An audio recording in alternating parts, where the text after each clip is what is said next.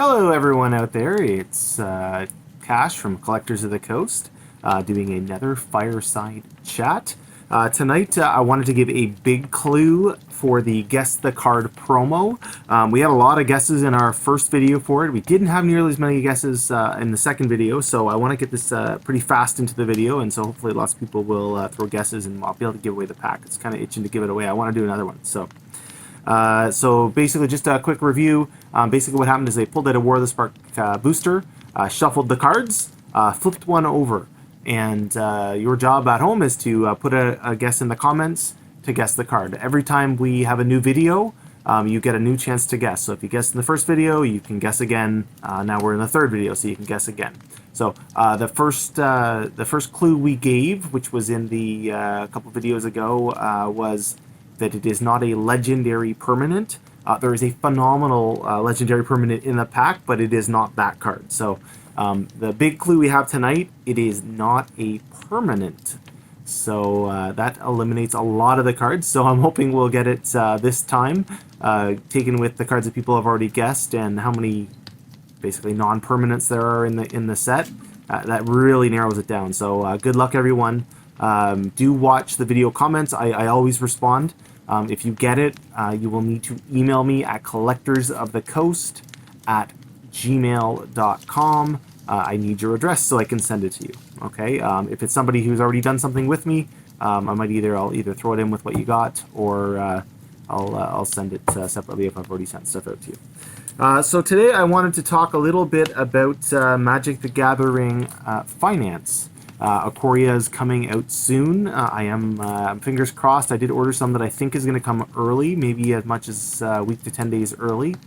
So if I do get it, I will be doing some opening videos. I'll probably do a promotion with some of the cards, and I might fire some cards out, or well, we'll see where we're at. I might fire some cards out early if I can to you. I might do a promotion where you can get some in your hands maybe a few days before.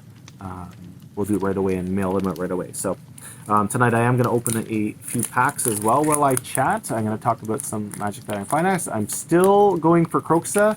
I'm going to get it. I'm opening packs. I don't care if it's at Ikoria or where we're at, but I have lots of these things. I'm going to be opening them until I run out, or I get a Croxa Titan of Death's Hunger, so or maybe 3. So anyways, I wanted to talk a little bit about Magic the Gathering Finance. First of all, Ikoria. Don't go crazy ordering singles off the beginning. If you're relatively new to Magic the Gathering, the prices are always super inflated, and you're just getting killed on it. Have a little bit of patience.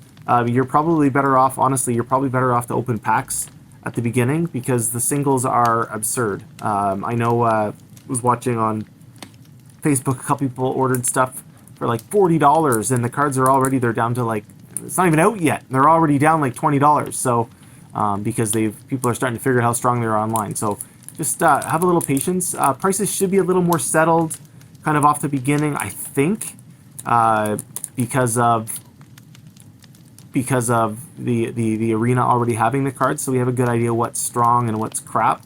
Though, Brazen Borrower at the beginning of Throne of Eldraine was really not that pricey of a card.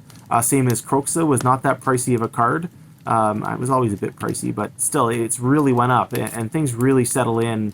It takes a little while for everyone to figure out what are the best cards and what are the worst, and there's always a couple of surprises that people figure out how to break a little ways in. So, and not to mention just the rareness. We don't know. Like I've been chasing Croxa and the Elder Giants in Theros, and I'm barely getting any of them. I think like one of my first few packs, and I probably opened 100 packs of this set now.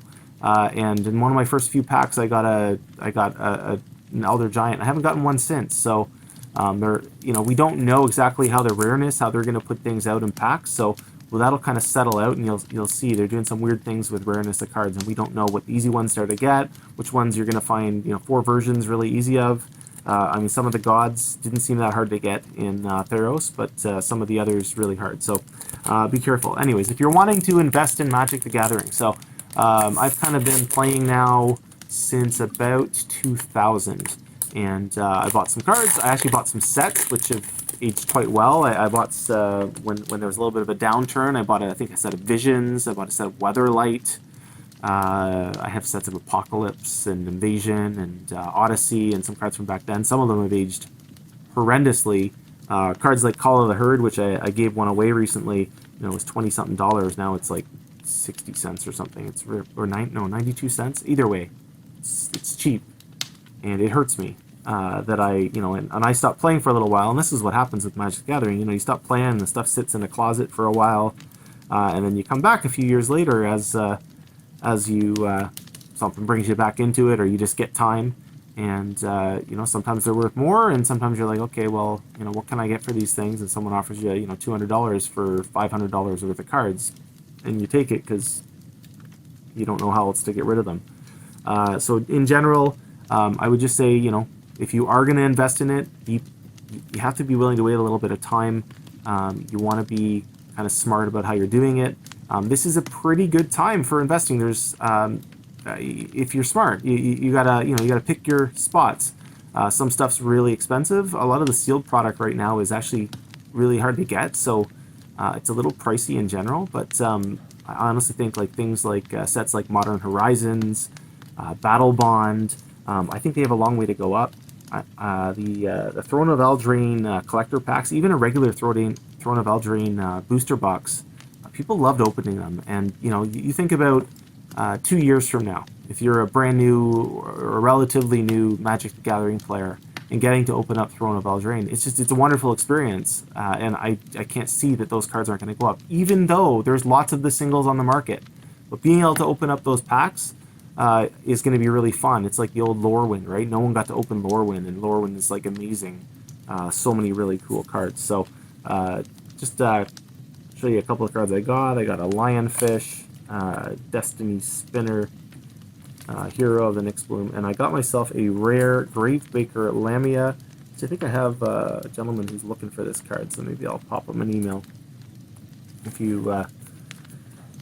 want it, I might throw you guys it too. So, but I do have someone I traded some cards with a little while ago. I know he was looking for it for a set. He's collecting sets, so I do like collecting sets. I think Theros, we're missing about 5 cards now. Croxa, I keep going on about it. Damn Croxa. Fine, come on Croxa, in here. Anyways, in general, sealed boxes, the way I think about sealed boxes of Magic the Gathering cards and singles, sealed boxes are very much like your blue chip stocks. So if you were playing the stock market, if you know what a blue chip stock is those huge companies that are pretty safe. They're going to go up. Generally speaking, they're going to go up 5%, something like that per year. They're pretty safe. You're going to get they might go down, but they're not going to tank. I mean, obviously this is a weird time where a lot of blue chip stocks are really down, but they're going to come back. Might be 2 or 3 years, but they're going to come back, and they'll come back to their, if it's a $100 stock, it was, and it's down to $60, it's going to be up at 110 in 3-4 years. You watch. Almost everything's going to come back. I am hoping some of the oil companies won't, and we'll get some changes, but that's personal opinion. But I do think it's better for the world. Certainly we can breathe the air better right now. Your singles are much more like your lottery, so they're more like your penny stock, maybe not penny stocks, but in general, I would say your classic cards, your revised dual lands, stuff like that. They are very they're still very stable stocks, so they'll go up and down and fluctuate a bit, but generally speaking, you're going to get your money back. So they kind of be lumped in there. Your sort of mid-range aged cards that have strength, they're probably your more like your couple dollar kind of stocks where they could go up, they could go down, but there's some volatility. Maybe they'll triple in price because some combo comes out and it makes that card great. We're seeing that right now. Spark Double, just one I can think of from War of the Spark that's really went up recently, and there's a few of them that are doing that. There's some weird buyouts and stuff going on right now. So if you're watching, you got some older cards that you're sitting on. They were $30. Some of them are $80 right now. You might want to watch for that. But those are kind of those new cards in general. The new set, they are all penny stocks. So that means you might see a card and you think, I'm going to speculate on that. I think that card can be worth a lot. I'm going to buy 100 of those for $2. Okay? That card there's a good chance that card's going to be 25 cents. You might get the right one. Every set, there seems to be 1 or 2 cards where that's the case. You know, where you're going to double or triple your money if you buy 50 or 100 of those cards and you pick the right one. But keep in mind, in every set, I thought Ox of Agonis in the last set. I thought that was going to be a $20 card. I was looking at it at $8 and I thought, should I buy like 100 of those? And it's a good card. There's nothing wrong with the card, but I think now you can get it for $5-6. So they've went down, right? I would have got killed on that. So it's good I didn't. So think of them like that. That's the way I kind of think of the cards. I am very careful. I'm always watching for deals. Today I bought a Explorers of Ixalan box. Now, this is not a huge get-rich kind of set, but this box has $16 card in it. You get it for 240 cards. There's some good cards in the set. We're going to play it. We're going to have fun with it. And at some point I'll probably sell a couple of the singles. And, you know, we'll get value out of it. I always treat Magic the Gathering like, look, you buy cards. If you can break even at the end of the day, if you decide 5 years from now you want to get out of the game, and you sell off all your stuff, and you roughly break even, you're doing pretty good. You got a lot of joy. You know, even if you lose, if you spend, I don't know, say you spend $1,000 on the game, and you play 100 hours of Magic the Gathering, and you get $800 back at the end. What other thing can you do where you're going to spend $200 for 100 hours of solid, fun entertainment? You know, the only thing that beats it is a regular deck of cards. And, you know, I'm opening another pack of cards, by the way. The only thing that'll beat is a regular deck of cards, right? And you'll get, I mean, you get lots of hours out of them. I mean, a regular deck of cards is probably the best investment for straight fun as you're going to get. So, anyways, just that's how I think of it. I've been, you know, I've seen a lot of people invest over time. So many people have failed at it. And you know what? It can really ruin your fun if all you're worried about is the dollars and cents of it. A lot of people, you know, most people I know who run stores and stuff, it's like they barely play now because, you know, they do it all day. They stare at the cards. I'm hoping that doesn't happen to me. We've been playing for a long time. I can't imagine I'll completely. I mean, I coach tennis and I still love tennis. So I got an Annex Hardened to the Fort. Not even going to show them. Nessian Hornbeetle. Oh, and Nessian Boar. Dash will be happy. We do have a couple of these, but he loves this card, and it's actually been quite good for him. It's a little underrated, I think, as a card, and we got ourselves a Swamp. So, I'm going to get into the collector booster in just a second. So we are at a weird time right now. There are good investments to be made, but we just... So the catch I would say with the market right now is things look like there's good money to be made. It could be a great time to pick up some people's collections and things like that for cheap. However, note, right now we think it's been bad. The Spanish flu in 1918, the first wave killed about 2 million people. The second wave killed 50 million people. Second wave was much worse than the first. If we come down to that with what's going on, we will see a huge crash in Magic the Gathering. If this goes on for a year and a half, I still think we're going to see a huge crash in the paper card prices. So I really think we're in the beginning of this, and it would be nice if you know, we get through it fast, but you just can't count on it. So keep in mind, there's always that risk, right? And you know, will we need, you know, can you really afford to put say $5,000 into Magic the Gathering cards right now? Probably most of you looking at me like $5,000. What are you talking about? But that's, you know, that's what, if you want to make a lot of money, that's what you do, right? So a couple of rumors I have heard, which I thought were really exciting.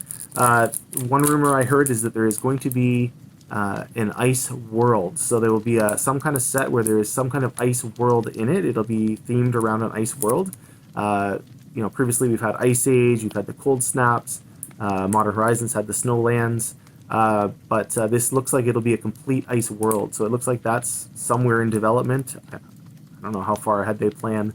Maybe that's next year, maybe that's this year, maybe that's 5 years from now. I don't know, but that is an idea that's currently on the drawing board or in some kind of development right now. So That's pretty exciting for me. Really excited for that one.